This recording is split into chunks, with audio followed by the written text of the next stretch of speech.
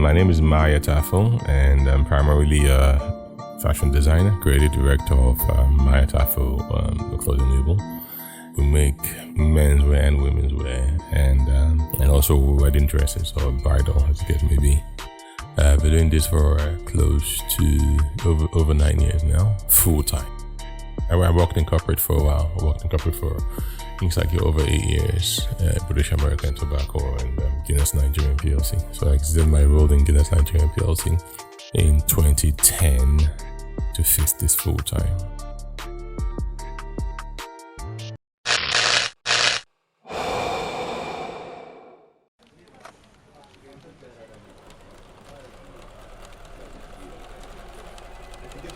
I'm very random, and to be honest, there's a technique to randomness too, if you know what it is. I'm very random. For a long time, I thought when I met creative people, when I used to work in corporate, I met creative directors, I said they're going somewhere to go and get inspiration for something, and they're going to the beach to chill. I'm like, to be honest, that's crap. Yeah, I don't believe in that. I believe that once you're creative, it happens on the beat. I don't think there's a time and space where your head is clear and the eureka moment comes. I also think that it's the more you look, the more creative you are. Because if you do not look and you come up with something, how do you know that thing is new, unique, and different from what you haven't seen before? So when people come, I'm so creative, I came up with something that is new, and I don't look at other people's work, I'm like, how do you know what you've done is new? Because you have to compare with what has been. So if you are creative and think you've created, if you do not look at what has been done, how do you know you have created? Because you might just created something that is already in existence.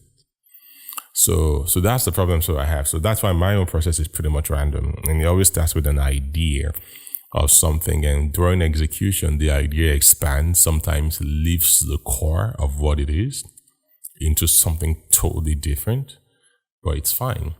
But I just realized sometimes it's the intuition, your gut feeling.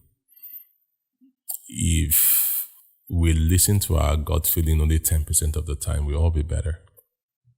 But sometimes it's even hard to even listen to your gut feeling because you can't even hear it, because it's not something that's loud. So I am very random in my creative process. I have an idea and I build around the idea, and it travels from there. And the idea could be something as simple as, I want softer colors this season. And that's where it starts from. And I'm looking for soft colors. And all of a sudden, I realize that there's a patterned pink that looks quite interesting, but it is patterned. So it's not just pink. So the next one may be patterned, but there could be black. Even though I just want to do soft colors, I'm thinking I'm sure I want dark color in, but now that takes my pattern to another direction. I'm heading through another line all of a sudden. So I think that it starts with something, but it's also very random. And the more I see stuff, the more I realize, this could work. So it's like how they say when you're being creative is that what you look at the same thing, but you see something different.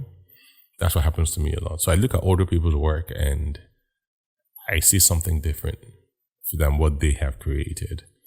So I take something different into my work. So my process is quite random, and I just literally go with the flow. But once I get the flow, I try as much as possible to cage it into a direction that can be consumed easily by those that can do by it.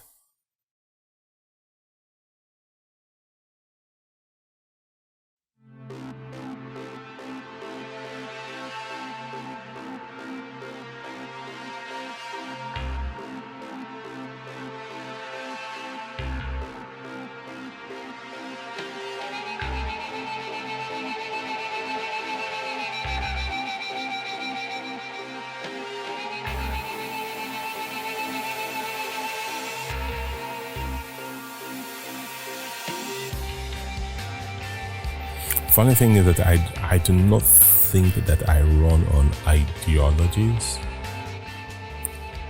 Pretty much like existing methodologies. I understand them. I use them to guide the way I process.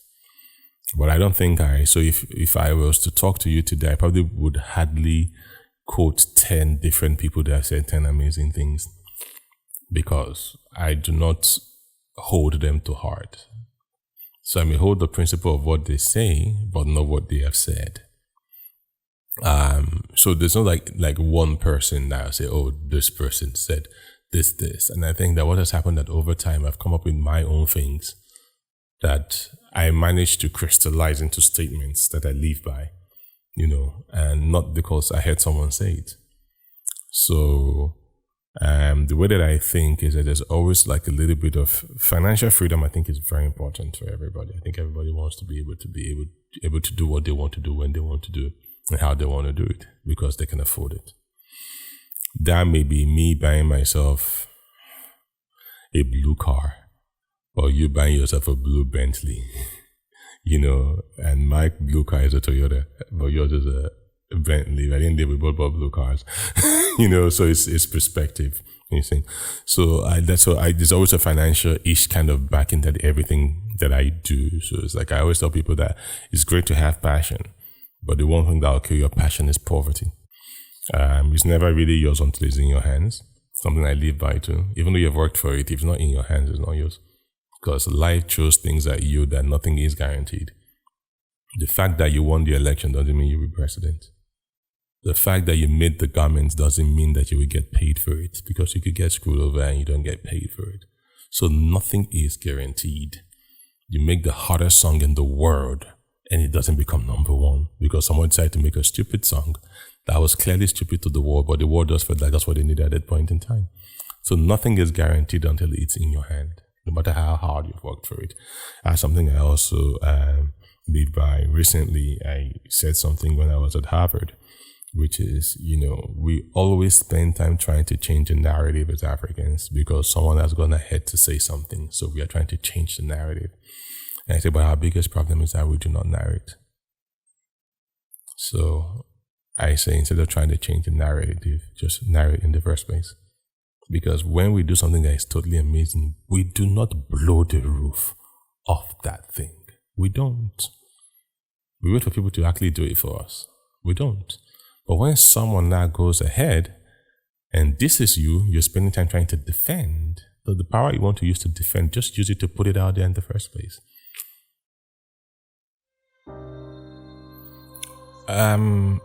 My major gear shift in life in general happened in 2006, and it was not the most exciting of times for me, but it was when I lost my dad and my brother in a 2-month window. And they were both really amazing humans, and that happened to them. And I can remember when I was actually burying my brother, we opened the casket and I saw him. I looked around me, and cars were moving, people were buying drinks. Life was normal to a lot of people, but it wasn't normal to us because we were grieving. And my brother was 33 when he passed. And I thought, so this is it. So someone as amazing as this is gone and life goes on. So I decided, and I said, at that moment, I was like, you know what? I'm going to live my life and do everything I want to do, regardless of if it seems right. Sometimes even if it seems wrong, but then there's the gut feeling, I'll go for it, even though it looks stupid. I'll go for it. And whilst I'm doing it, I'll leave an impact on the world that the day that I go, the world will stop for 1 second. I asked for 1 second, pretty much. And that's it.